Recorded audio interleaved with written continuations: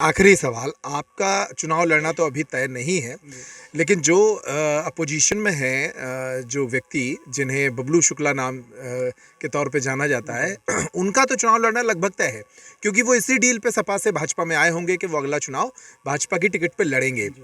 उनके कार्यकाल को किस तरह से देखते हैं? क्योंकि अब चौथा साल पूरा हो चुका है, किस तरह का उनका कार्यकाल रहा और उनसे फाइट के क्या तौर तरीके हैं?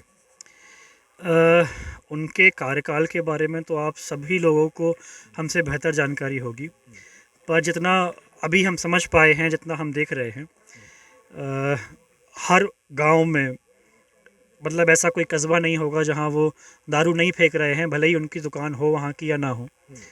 ऐसा कोई गांव नहीं होगा जहां वो अ, गांजे का या जुए का व्यापार नहीं करवा रहे हैं।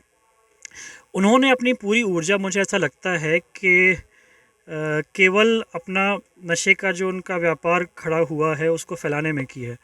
और मतलब मैं काफ़ी कंफ्यूज भी हूँ इस बात के लिए कि उनकी जगह पे कोई भी समझदार व्यक्ति होता, जब 40-50 करोड़ रुपए आपको मुख्यमंत्री के द्वारा मिल चुके हैं पार्टी बदलने के, उसके बाद राज्यसभा में वोट करने का इतना पैसा आपको मिल चुका है, तो ये छोटी छोटी बदनामियाँ तो आपको वैसे भी छोड़ देनी चाहिए थी और आप सकारात्मक कार्य करते। आज भी अब ये संध्या का समय हुआ है और वो पूरी राजनीतिक सोच एक तरफ रख के अब उनके घर में ये डिस्कशन चल रहा होगा कि कौन गांव में पेटी पहुंची, कौन गांव में पेटी नहीं पहुंची। तो इस तरह की केवल इसी काम में उन्होंने अपनी ऊर्जा का व्यर्थ की है। अगर काम उन्होंने किए होते तो आज उन्हें हम लोगों के कैंपेन से सारे आइडियाज़ चोरी करने की ज़रूरत नहीं पड़ती कि जब हम जनसंवाद यात्रा चालू कर रहे हैं तो 15 दिन बाद वो जनसंवाद यात्रा चालू करें। क्योंकि यही जनसंवाद अगर उन्होंने पहले दिन से चालू करके रखा होता तो आज शायद कांग्रेस से दावेदार ढूंढना मुश्किल पड़ता अगर वो अपनी लोकप्रियता बना के रखते। पर कहीं ना कहीं उन्होंने 4 साल पूरा अपने व्यवसाय को बढ़ाने में लगाया और जनता के प्रति बिल्कुल भी ध्यान नहीं दिया। अब चाहे वो लोगों को परेशान कर लें, चाहे वो अ, कुछ भी कर लें, पर हमें लगता नहीं है कि किसी प्रकार से अब जनता उनके प्रति दोबारा मन बनाने वाली है। जैसे कि आपने आरोप लगाया कि बबलू शुक्ला नशे के कारोबार, हालांकि वो इस व्यवसाय में काफ़ी पहले से भी हैं, नशे के कारोबार को बढ़ा रहे हैं विधायक होने के बाद। एक आरोप आप पर और आपके परिवार पर भी हमेशा से लगता रहा है। अगर मैं वो सवाल नहीं पूछूंगा तो दर्शक कहेंगे ये सवाल क्यों नहीं पूछा। सामंतशाही के आरोप हमेशा से आपके परिवार पर लगते रहे हैं, आपके दिवंगत पिताजी पर भी लगते रहे हैं, फिर बीच में भी जब माताजी विधायक रही तब भी कुछ लोगों पर लगते रहे हैं। बबलू शुक्ला भी अपने बयानों में जब आप राजनीतिक रूप से उभरते हैं तो यही कहते हैं कि वही सामंत शाही परिवार एक बार फिर खड़ा हो रहा है, जनता को वो पहचान कराते हैं। इसका क्या जवाब है? देखिए, इसके लिए अगर चुनाव में हम लोग आमने सामने होते हैं तो शुक्ला जी और हमारे बीच में मुकाबला होगा।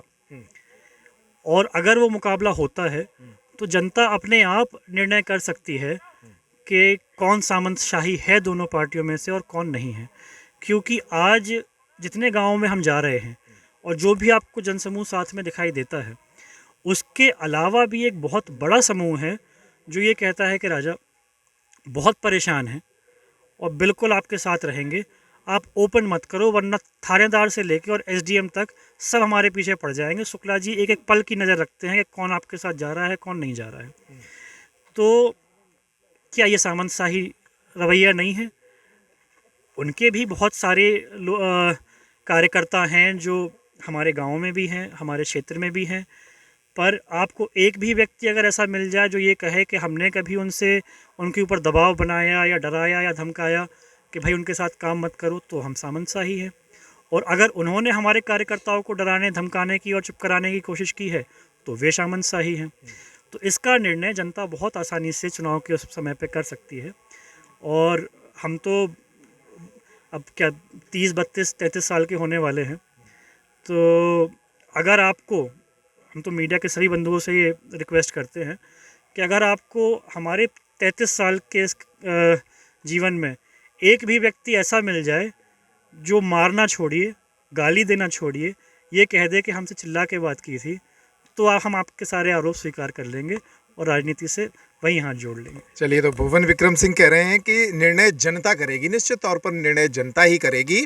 लेकिन इस सर्दी में बिजावर विधानसभा जो काफ़ी ठंडी थी, अब वो गर्म हो गई है, क्योंकि राजेश बबलू शुक्ला जो कि भारतीय जनता पार्टी से लगभग तय प्रत्याशी हैं अगले चुनाव के लिए, उनके विरुद्ध अब तक कोई चेहरा नहीं था, ऐसा माना जाता था, और अब उनके विरुद्ध एक चेहरा 90 दिन की यात्रा पर निकला हुआ है। तो ये मुकाबला काफ़ी दिलचस्प होने वाला है। इस इंटरव्यू में इतना ही। नमस्कार।